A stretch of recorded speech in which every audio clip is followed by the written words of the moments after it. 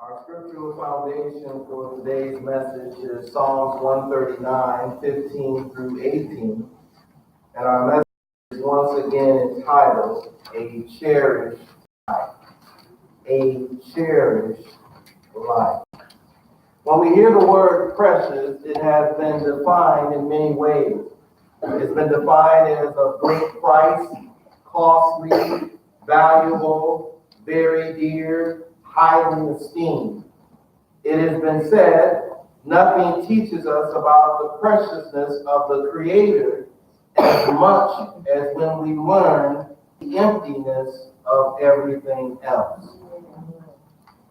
Thomas Dorsey is known as one of the greatest gospel songwriters to have ever lived.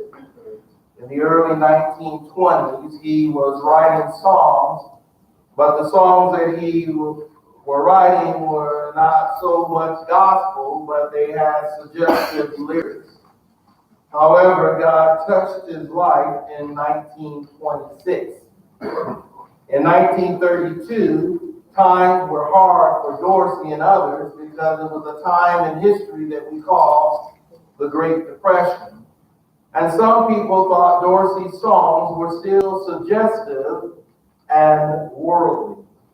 However, one night while Dorsey was in St. Louis, a telegram was received and it notified Dorsey that his pregnant wife had suddenly died. Dorsey wrote one of his most famous gospel songs after receiving this telegram, and the lyrics speak of the preciousness of God. And those of us who are old-timers, we know this song, and the lyrics went, "Precious Lord, take my hand. Lead me on, let me stand. I am tired, I am weak, I am worn. Through the storm, through the night, lead me on to the light. Take my hand, precious Lord, lead me home." Amen. Sometimes we have to go through some things to understand the preciousness of the Almighty God. The preciousness of the Lord taking us by the hand and leading us through some dark and difficult days. But the wonderful thing about our God is He's saying, "I will take your hand and I will see you through." This morning we're going to address 2 points: plan life and precious thoughts. So let's begin our journey together by looking at our first point, plan life, and we find these words in verse 15. "My frame was not hidden from you when I was made in secret and skillfully wrought in the depths of the earth." So the psalmist says, my frame was not hidden from you while in my mother's womb. My frame was not hidden from you.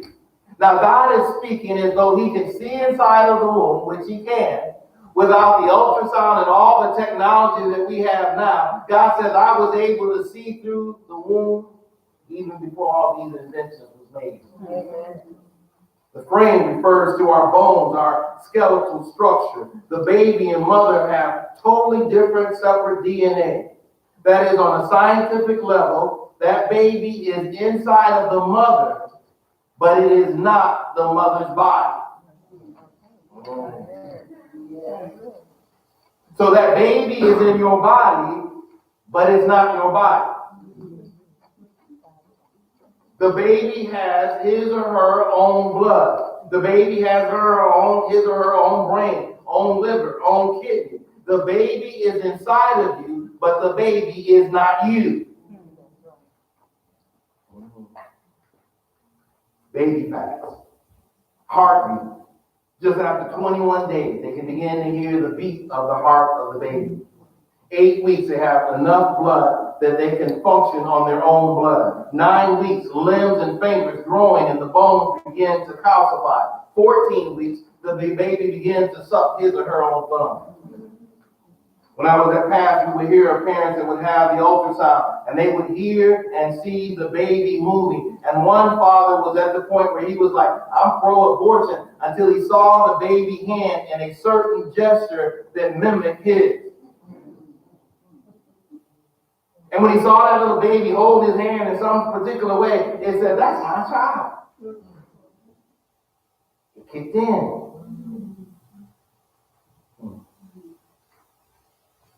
When I was made in secret. Made had the ideal of performing an activity with a distinct purpose or goal in mind. Being made in secret has the ideal of covering or sheltering. This word in Hebrew carries with the ideal of protection, which shows how precious the preborn is to God. God is saying, I am the creator. I am the one that's developing the frame. The baby is separate from the mother, but I put it in the mother's womb so it would be protected. Psalm 71:6 says, by you I have been sustained from my birth. You are he who took me from my mother's womb. My praise is continually of you. A mother's womb should be the safest place ever because it's the location God has planned for the baby to be, to protect the child during the pregnancy, and skillfully wrought in the depths of the earth. The lowest part of the earth is a poetic term that describes a mother's womb. Once again, speaking of the womb as a place of protection. Look at what the world has done with this place of protection. God is saying, I placed you in the mother's womb, and I placed you there to be protected because it's part of my plan, it's part of my growth of you, and you are protected in there unless man comes into the equation. Abortion fatally interrupts God's plan of protection. While researching, I learned what the sign language is for the word abortion. And it demonstrates cradling a baby and then dropping or throwing the baby to the ground. Now, I'm giving you that visual view of what an abortion is. It's a loving thing that's in the protection of a cradle position, but now that person who was cradling it throws it down. And it makes you understand that when that happens, this woman and this man, because both of them are a part of this, they have taken something that God said was protected and would come to fruition unless the sinfulness of man interrupts. And now you're still seeing the sovereignty of God, that even when some women and men go have an abortion, the baby is still born even after the abortion has taken place. So when we started hearing in the news about the abortion on demand, abortion in 9 months, that meant that there were some babies that were born. They would put it into a room. Then the doctors and the mothers would decide, what will we do with this baby? And some of them would be talking, they would say, we just won't give any treatment. We'll just put the baby in a room and let him die. The baby's already survived the abortion. God is still showing his power. He says, you can take whatever medicine you want, you can do any instrument that you want, but I can still have this baby come. And man in this sinfulness said, even at 9 months, even after the abortion procedure, I will still kill that child. And they would say with a smile, and they would say, we're doing this out of love. He says, your eyes have seen my unformed substance, and in your book were all written, the days that were ordained for me, when as yet there was not one of them. Our life was planned by God. As Sister Phyllis shared today, when Jeremiah chapter 1, verse 5, it talks about this concept of God knowing us before we set our first laughter out in the universe, into the world. He already knew what he wanted to do with us. He already had a plan for us. And there are no accidents with God. Our parents may not have planned for us. We may have been a surprise, but we were not an accident. My mother told me a long time, and some people that's the reason why I'm warped and stuff. They said, my mother told me one time, we weren't planning to have you. We had two, we had no intention for a third. You know me with my nice sense of who I am, I said, look at what you would have missed out on. Some of us sitting here, mommy and daddy didn't plan it. But you need to understand God's plan. Amen. Even if it happens in some horrific way, God planned. Even if it is a result of rape, and even if it's a result of incest, God planned it. Because he opened up that womb so it would be able to have birth. Because we do know it's not a birth control that opens and shuts the womb. Because I think we got to say that nowadays, because I think as believers, we think we control. I always say, when we first got married, I was still young and foolish. I was only 27. I said, I want to spend a lot of time with you. I don't want no kids around. I just want to be with you. That was like about a month, 2 months. And I said, okay, now I'm ready to start having kids. Then one year goes by, no kids. 2 years go by, no kids. 3 years go by. Hey, what's going on? And God was letting us know he's in control. He plans. He opens. He keeps shut what he wants to be shut and what he wants to be open. God plans. You and I were planned before the foundation of the world, and he places great value on our lives. Now, the world in this great infinite says we're going to use the word plan. So when we hear plan now, when it comes with pregnancy, what do we normally think of? Planned Parenthood. So see, once again, the world going to play with God and the believers foolishly follow along. So God is telling you, I'm the one who makes the plan. Now, Planned Parenthood said, we're going to help you plan. Trust us. So it's interesting that when I did some research now, when I was with PASS, the mission of Planned Parenthood is providing and expanding access to abortion. They are currently targeting preteens and teens to give them contraceptives and to give them counseling in the schools without their parents' knowledge. So you can say, that we're going to control this, we're going to do this. No, you're not. The school is going to let Planned Parenthood come in and teach on abortion. Give them contraceptives. And the world and the church just sits by silent. And we're allowing them to plan. 2018 to 2019, Planned Parenthood had 345,672 abortions in the United States. The sad thing is Planned Parenthood has left the United States and is out throughout the whole world. 345,000 plus abortions by Planned Parenthood. Federal funding they receive is $600 million or $550 per year. They're a not-for-profit organization, but they make a profit every year. So if we were a not-for-profit organization and we were making millions of dollars, they would say you're not a not-for-profit. You don't qualify. So your tax money is going to Planned Parenthood, and you got some believers saying, I don't think Planned Parenthood is a bad thing. They're concerned about the woman. Really? 345,000? When they were caught on the TV or caught by tape that they were selling baby parts, you know where that was being done? Planned Parenthood. And the money is still given to them. Churches still don't say nothing about them. We had one that opened up last year in Flossmoor. But that's those in a bad neighborhood. That's where they got them. No. Flossmoor. You saw those people maybe when you were driving by that had signs and say honk your horn if you support. You were probably saying, what these stupid people out there for? They were trying to keep Planned Parenthood from being out here. Now it's out here. Once they get one, they're going to open up more. In California, they're talking about opening up 50, they call them health centers, in Los Angeles County alone next year at a cost of $12 million. Because they want to help the high-risk teenagers. Help them plan their lives. Our life is precious to God. T-Pain once said, what we obtain too cheap, we esteem too high lightly. 'Tis dearness only that gives everything its value.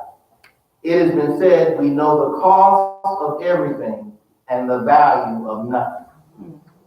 It was interesting. Listen to this.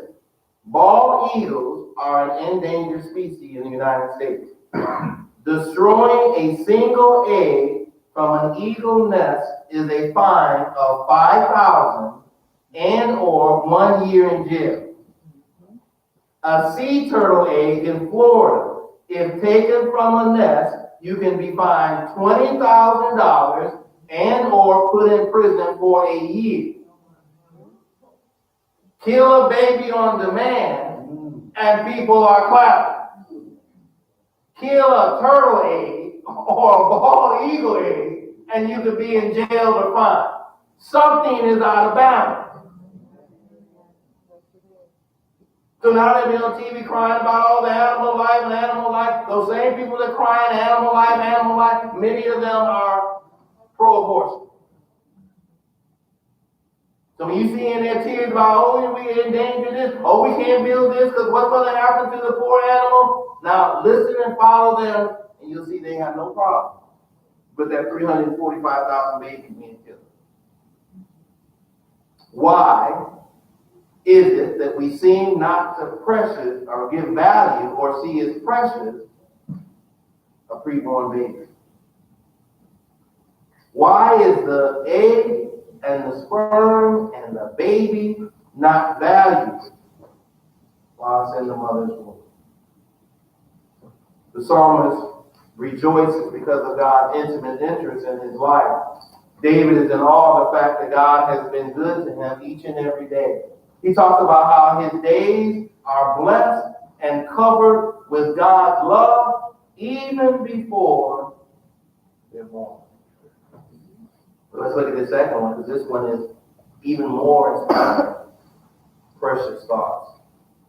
How precious also are your thoughts to me, O God.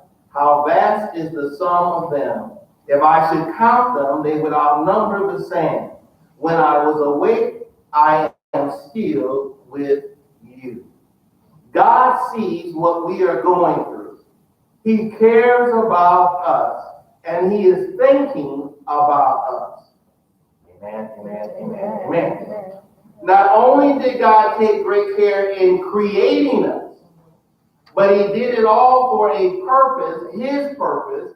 The sanctity and the sanctified life does not end at the birth of the child, but the sanctity of life is as long as we are on this earth, God is saying it is precious to him. So sometimes we go from one extreme to the other. We say, well, I understand the preciousness of preborn. That's true. But now once the child is born, we don't see it precious anymore. And God is saying, as long as there's life that I created, it is precious and sacred to him until that life comes to an end. See, we get in there now, some of us getting a little older. The little steps ain't striding the way they used to. And, we used to have a little bounce in that. Now it's like shuffling.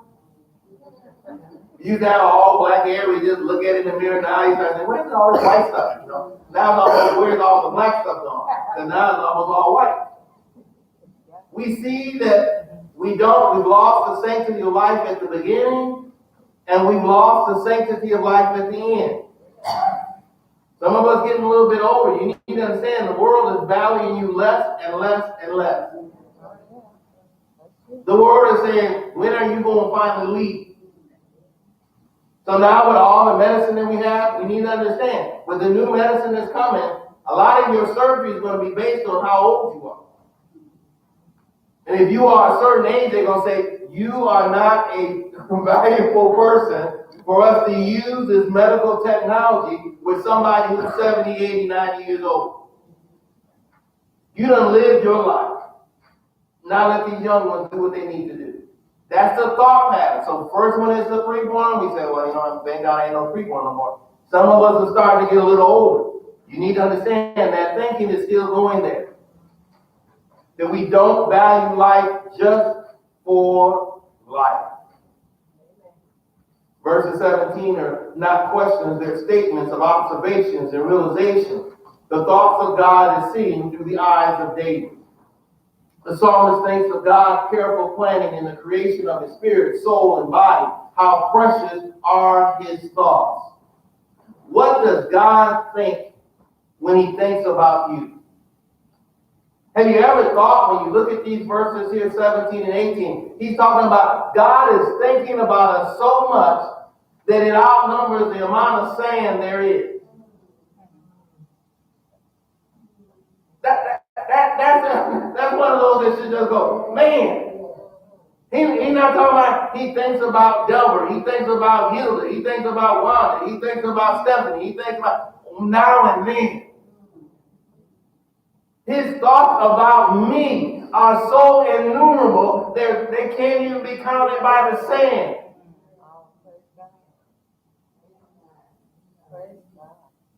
That's amazing. We got people down here on the earth we don't think that much about. Well, was the psalmist just making something up? No. Because when you look at Psalms 8:3, you'll see that the same thought is being taught. He says, when I consider your heavens, the work of your fingers, the moon and the stars which you have ordained, what is man that you take thought of him, and the son of man that you care for him? Yet you have made him a little lower than God, and you crown him with glory and majesty. You make him to rule over the works of your hands. You have put all things under his feet.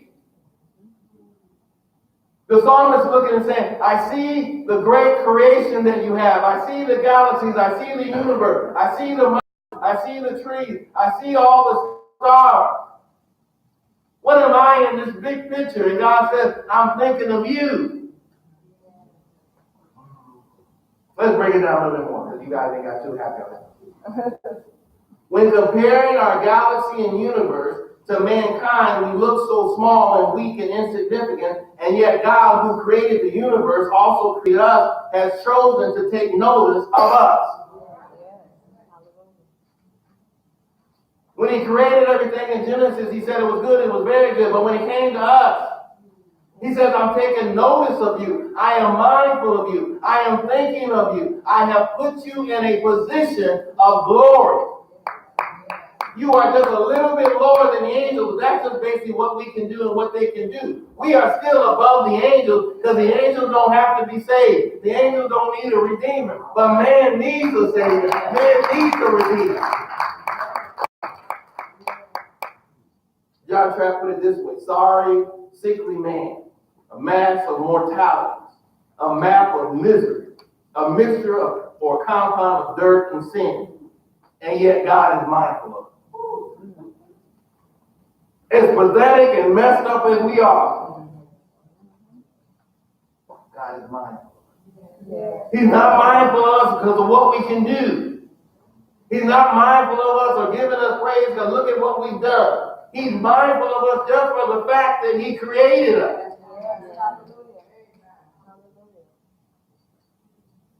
We don't want to start putting more value on certain people who can do things. God says, I don't put value on for what you do. I put value on for who made you. God thinks about us. That's why he visited us.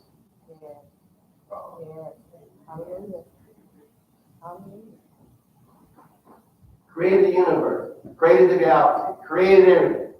He created man. Man was on the earth. He messing up and everything else. So God thinks so much of us.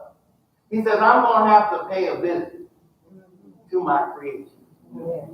And he says, I love you so much that I'm going to pay a visit. And I'm going to pay a visit in the form of my son, Jesus Christ. So I'm going to walk and I'm going to talk and I'm going to be in the midst of you. Why? Because I'm thinking of you. And I know you cannot get back to me unless you have a Savior. So I'm going to come and be killed so that you might have life.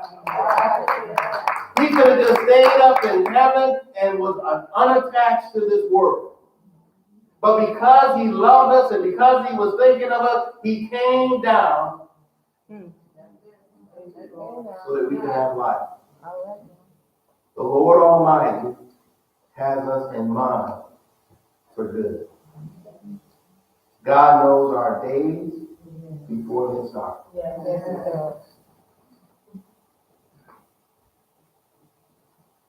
knew when I was going to be born, and he knows when I'm going to leave.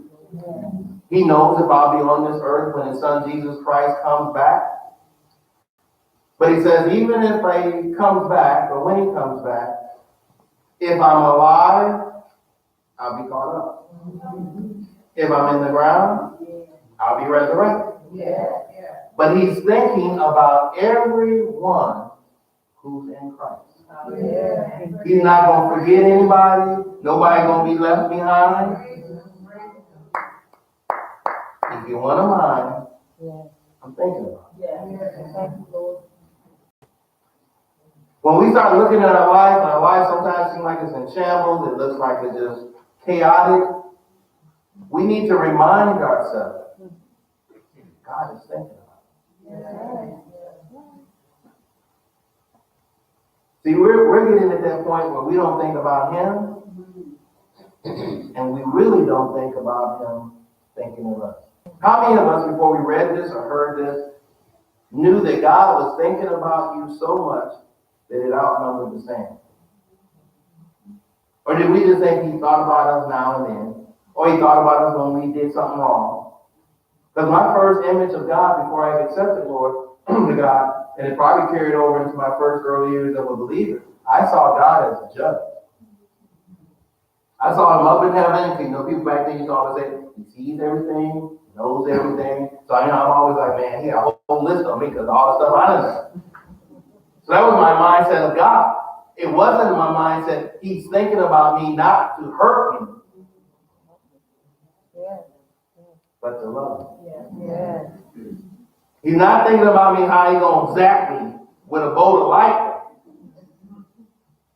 But he's thinking about, I got a plan for this little guy. I got a plan. I know he's going to sooner or later come because I've chosen him, so he's going to come. But now is he going to do what I ordained for him to do? So when God was saying, preach the word, I was constantly saying, no, not me. I'll do anything else you want. That, I'll teach Sunday school. I would even join the choir before I did this. And while I'm saying, no, he's coming. No. So then I tried to make a deal with God. I'll teach Sunday school class, and that should satisfy you. And God said, that's not what I'm calling you to do. That's how I have to deal with all these sheep and the goats.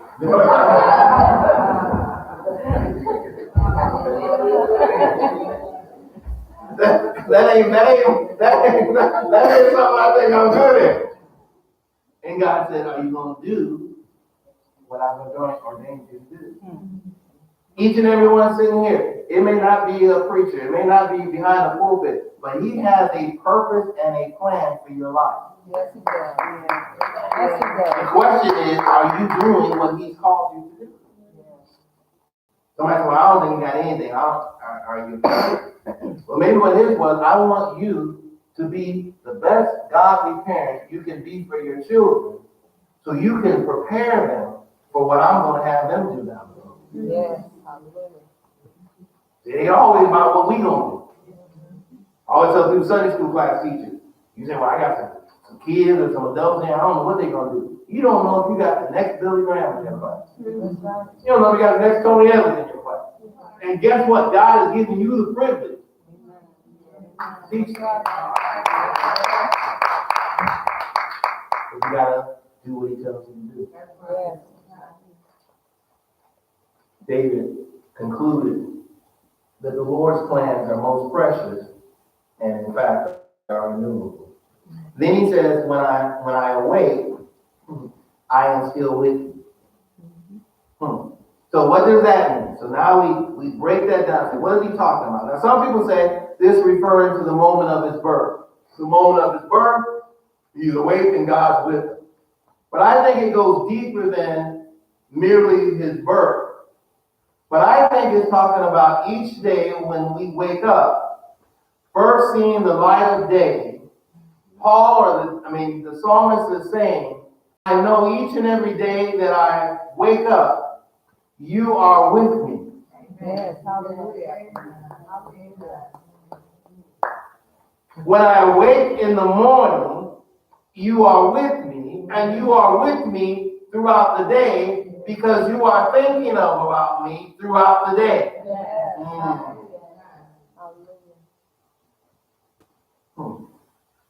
We know the other scriptures that teaches us that his mercies are new every day. So when I wake up today, God is saying, I got new mercies for you today. Well, how do I know that? Because Lamentation tells me the Lord's loving kindness indeed never cease, for his compassions never fail. They are new every morning. Great is your faithfulness.